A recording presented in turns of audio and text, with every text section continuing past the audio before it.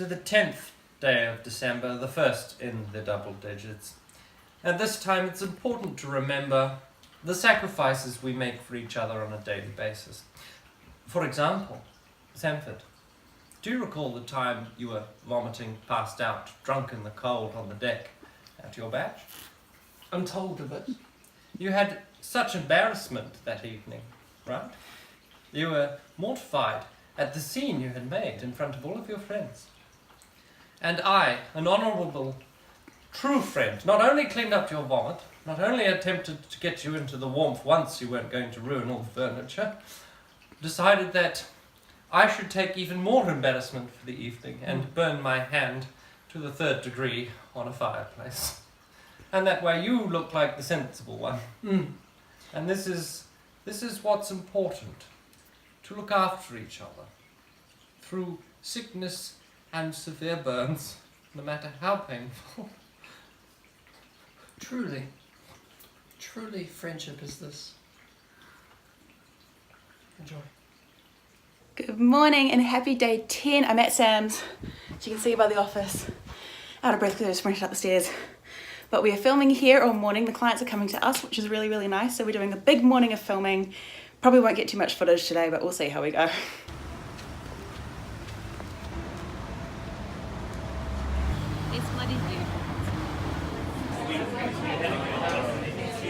Right, well, I feel like an update is important. So I am obviously in the car and you can see Ponsonby Central behind me. Sam is not feeling very well today. So he has decided he wants to have a nap before our shoot this afternoon.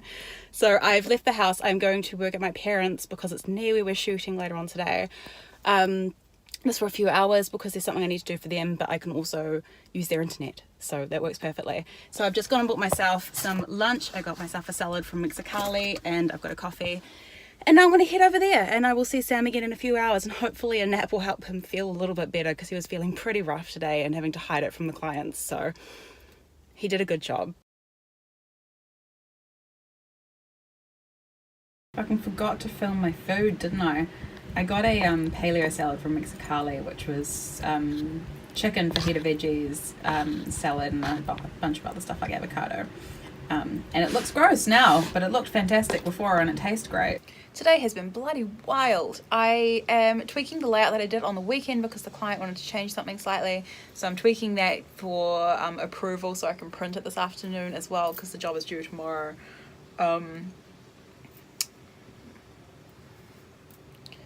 And I've also got a couple of other jobs to do now that I'm here. I hope that Sam's enjoying his nap. I'm hoping that he wakes up in time to meet me in town too. He's supposed to be meeting me around 3, so we'll see. It's 1 o'clock now. But I am just going to get stuck into doing some more work, bits and pieces. The vlog went up at 9 o'clock, so everything's looking spot on there. So yeah, just trying to truck away. Just get through some work. Today is very bitsy vlog wise because I'm just working and the shoot this morning was not something I could really film parts of, so I might be able to film little bits and pieces this afternoon maybe, assuming the shoot goes ahead because the weather's looking pretty grim outside. So in terms of film scanning and just scanning in general, I've been using Silverfast instead of the native Epson scanner because I've been finding, well, 1, you have so much more control, and 2, I find that there's just a better quality product that comes out of it. Something about the software means that the actual hardware, the scanner itself over here, which we have the V800, just you get a better product for some reason. So I've been trying to teach myself how to use this.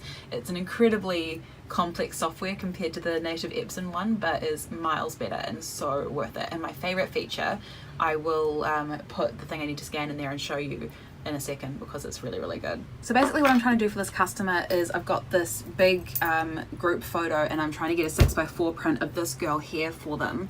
And what I can do is I can set the ratio and the format thing here to 6x4, and then I can bump up the resolution until the format here goes up in size so that I've got more information than I need and I can crop down. So basically it gives me a 300 dpi image, but if I bump this resolution up, it'll show me, this shows you how long it's going to take to scan and how big the file's going to be. But I can keep bumping this up until this is big enough for me to print the size that I need it to be. And it's just really nice having all that information in front of you so that you know exactly what kind of resolution and what kind of size you're getting out of it. It takes the guesswork out of it, whereas the Epson scanner doesn't have that level of detail to it. So yeah, this is really, really nice. It's really, really good for figuring out what you can do and what you can and cannot push. So basically I'm going to make this selection slightly bigger than the girl so I can crop down a little bit, and my format is probably just under double what it needs to be. So I'll have enough room to crop in on her to get the right crop for the customer. So I'm going to scan that now. And I do a very similar thing when I'm scanning film, where you drag the resolution slider up so you can see how big your output files are going to be. The biggest issue that I've been having with Silverfast for scanning film is that for some reason whenever I'm doing it, it won't let me scan, I can't remember whether it's scanning positives or whether it's scanning negatives. It's like giving me issues with, which I'm not sure why. Like it won't let me, it grays out the negative. Yeah, here, I'll show you. Because it's doing it on this one too. It grays out the negatives option, which I don't know why. So I need to do some research into that. I just haven't looked it up since I've been having the issues.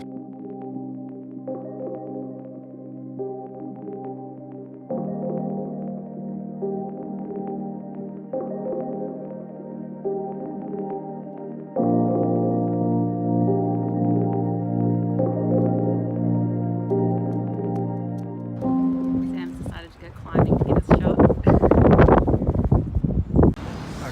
That like slow shutter speed. I'll try my hardest, homie. Sam's watching how funny he and Brendan are. You can't see it because there's reflections. Oh, there we go. I'm hilarious. It's not about me, it's about how funny he and Brendan are. Yeah, the cornbread.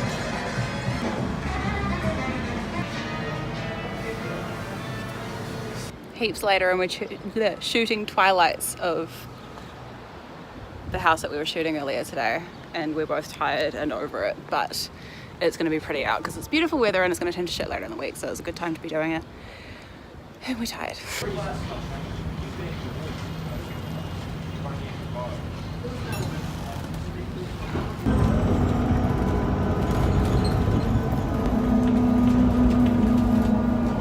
I realised that today's vlog was actually super bitsy, and it's just because it was a little bit of a frantic day today.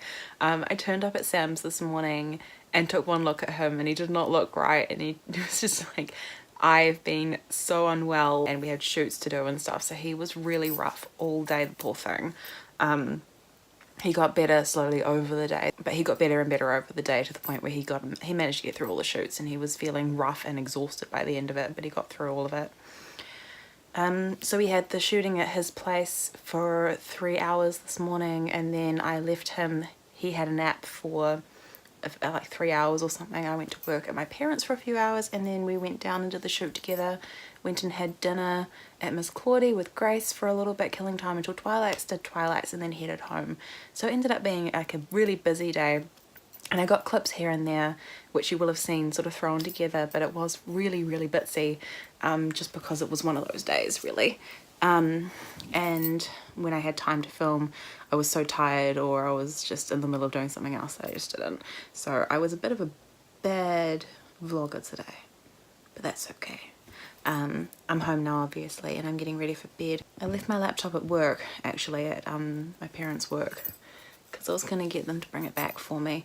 But I forgot to tell them that I left it in the office, so it's there, and I only have my phone to watch YouTube on this evening. That's probably not the worst thing in the world, because I am exhausted and should probably just go straight to sleep. But in any case, oh, that's the other thing, I have to edit this tomorrow now, because I can't edit it tonight, because I don't have my laptop. And I don't think I'm going to have time to edit it until like 3 or 4 p.m, so we're going to see what's going on tomorrow. Tomorrow is busy as well.